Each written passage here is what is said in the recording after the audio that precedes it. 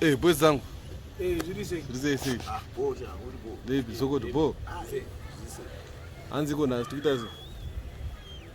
Hapana, tangochila. Machila na doctor. Na medico. Medico mpatu. The life saver.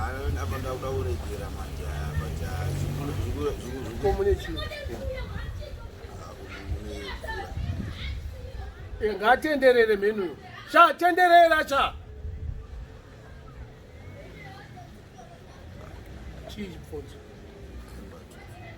Taurisa. Imbatu. Rasa basi. Ndikamborasa.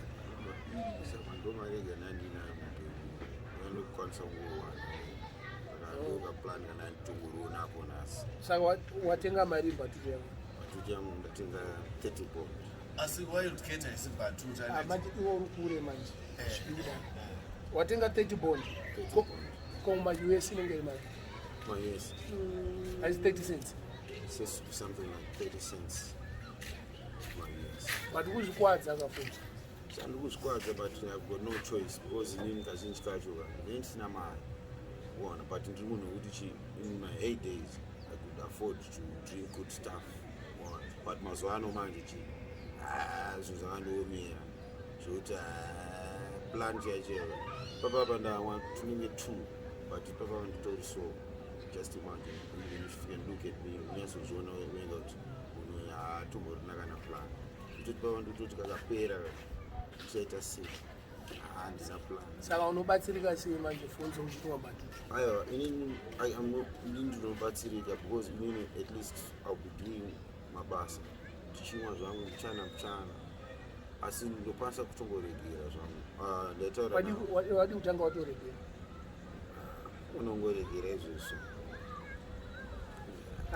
See, I pass it up. What are the It's all na bambima akantumira the phone name and the boots Mangurenje perform. I promised him that I'm going to stop, but Rome is not built in one day. It's a very difficult thing to do, but I'm willing to stop and be somebody else. Those and but situation ilipo ndio kuti nini manje ndine pain negumbo rangu rakaita rakakwara rakadhumwa nemoto saka kuti ndowane hope kazhinji I have to be intoxicated because ndikaramba ndichinwa painkillers anokwadza liver so it's better kuti ndikwadza yangu liver yangu nechi something chekuti chinokwanisa kundira because mapainkiller acho haachasenzi so every day imagine kuti ndinomuka 2 a.m. I'll be awake ndakutosha kuti ndoenda kupi just because pain inowaniswa nditiso kuti ndinwezvo epasina kuti pain I would love to drink castle, I would love to drink super, but I won't sleep. Saka apa ndikuwezotara kuti inini I'm willing to stop. Sakazotara kuti ukanwa super nokaswa urani. And I think because there was a year and I got insomnia. I think my aunt was still alive. But which aunt? My aunt was a medical doctor. She passed away. She was called Magribhi, Dr. Magribhi. Vakamutumira population service. The rest of it clinic. But she passed away. So she was the person who could actually organize medication and everything for me so that Nina could sleep. But lack of sleep is the root cause of all this. Otherwise, I don't enjoy it. I know it's harmful, and I have seen a lot of deaths. But in Inangu, personally, I don't want to lie. These people are taking this out of necessity, that necessity of sleeping. People be having a lot of things in their minds. Trying to make ends meet while these ends do not meet. And it's the only affordable thing to an ordinary man. But they are changing. I just ethanol. Yes, it's ethanol. They are cheap. This now they call it high fence, something like that. fence. kutaurira pasi High fence. zvichire industrial waste, That's industrial waste, especially from paint. especially from paint. So, sure, this is very true. Ndakambonzwa kunzi jiki inoshandiswa. It's like when vanhu kana vakugadzira zvinhu izvozvo, ma-ingredients acho akawandisa. Chinenge chakasviba poiswa chochena choita kunge mvura. Choita kunge mvura. But it's not kuti vanhu vanofara nazvo kuti vamwe ingori out of necessity. Saka iwo Fonzo watiwo kuti usiye mbatutu haukwanisa kuafodha supa nekaso Ndikwanisa. kuyepeini yaipi zvokufamba sei Sakavakabauti kuti tokoti wakanwa brand. Yeah, brandy, but I cannot afford now. Brandy now, if you got away in the mouth cage, Unoita mari brand. What is the cheapest? the cheapest would be something like 5 years. My bond is 500 and something. That. Saka 5 years uishaya 5 years. Ndombe wa. Because this is ndinoita inini. Hapana chinobhadhara. 5 years. Ndikatowana $2. That would be a surprise. Ndine zvandiendaita. Alright. Toti tawana munhu ada kukubatsira iwe. What are you willing to give back? The person. And I'm willing to give back good behavior, a great change. That is all I guarantee. And maybe from that change, I can reciprocate and give back whatever the help the person will give.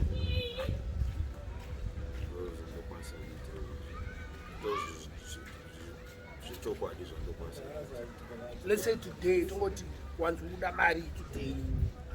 Today, zvauri so. So today, How much do you want? Let's say for a week. for a week, Yes, for a week. To just go on for a week just go. without drinking batu. To go on for a week without taurisa to go on for a week without Drinking batu, but wakadhakwa ne brand kana chatting. Kana makaso. castle costs. Aiwa, we're not talking about Don't calculate. don't calculate. Okay, I don't have to Estimate, just estimate Estimate. mari yangu ndingampa mari yakati I think inokwanira pa week. Unokwanira for a week. Because time multiply to it and wins. Toona kuti zvinobuda. I think a week $20 So $20 will be okay for a week. for a week. Unosiya batutu. See, kupedera chaivo. Fonzo wakadzidza kayo. $20 a week. $20. Taura wakataisa. $20. taurisa $20. $20 for a week. Because I know Nechikafu zvese ipapo. nechikafu zvese ipapo zvinokwana. Handinoziva kuti $20 times 480. A government employee has kutambira mari. Handiti. Saka iwo kuda mari yakupfuura munhu anosenza mugovernment. Ndo zvacho zvandikutaura kuti handimanyasondibvunza kuti inokwana yauri Right. Saka inini toti ndakupa $20. Nasi. Svika next week unonga uripo. Alright. Tina sister unonzi Nyarai. Sister Nyarai. Kumanchester ku-UK. Nyarai chapisa. Andiziye inenge hama yako. Vakutumira $40. Manditumira mari akawandisa sister. Taurisa sha. Sister Nyarai, manditumira mari akawandisa. Handisana mbeibata mari. It's my first time. Andifungoti ndio usataure seneme yavo. Arisiro but vanonzi Nyarai seneme yavo. All right. Thank you so much, sister. Marriage. Thank you very much. This is my first time to have money like this in my pocket. May God bless you and give you more. I will make sure, I'll try by all means to make a change. Ameno kuti anokwanisa kuiona here. Madivharesita. Thank you so much, sister. Ikuoneka. pakanzi $40. Thank you so much, sister. This is my first time to have something like this in my pocket. And I think... verenga mari yako no, handatoiverenga. inofanira kuonekwa. Thank you. Thank you very much. I'm Sure, very pleased today. 40 quid.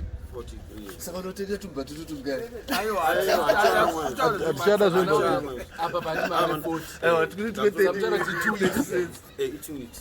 tweets uri right tisina kuona akagubha Aiwa, can. but uchidhakwa ega masese mune kaso Hey, handiti but from now on, you will not see me. don't disappoint sister Nyarai. No, Please. I will not disappoint. If wakava disappointa munhu ada kukubatsira Aiwa, because vakaona uchibatsira kuda sure. Aiwa, ndinotenda zvikuru. Ndichaedza. no uchatoita Yeah, trying is not good enough. Just do it, man. no room for trials and errors man. Yeah. I'm sure. Because inini mune makundipinza business ndokutengera iwa Aiwa, can. No, thank you so much, sister. hapana kana sendi rangu apa ndatoshandisa petrol yangu kuenda kutaundi. Thank you very much, sister. May God bless you, sister. And may God maita give basa you more. sister Thank you. We are not This is jokoso. Thank I you. don't know the sister, but that's a good boss sister. My colleagues are Abatsirike and Blaza are the skill that are still stay so far. But Alphonso usazoita sevamwe shamwari.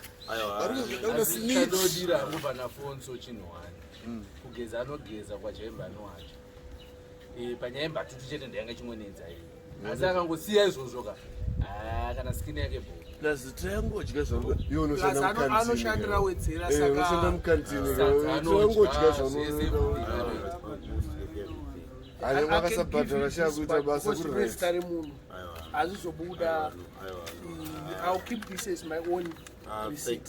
Thank you, my blood. And I would also want this is the evidence yekuti ndakupa mari yako. no, thank you very much. Andiri wazviona Maita vakanzi basa. $40. Thank you very Nothing much. less, nothing more. Thank you very much, my blood. From Great Britain. I most of all want to thank Mablango because he's the only person who has managed people from all over the world to know that we are here. Thank you, Mablango. God bless you. Saka bo. Hapana zvimwe zvauda kutaura. I just want to say to everybody in the world, we appreciate your help and keep on helping others also. It's not only me, there's so many people. So if you can help me, you can also help other people to change and to be people who are appreciated, who are loved and needed in society. Thank you. Beautiful.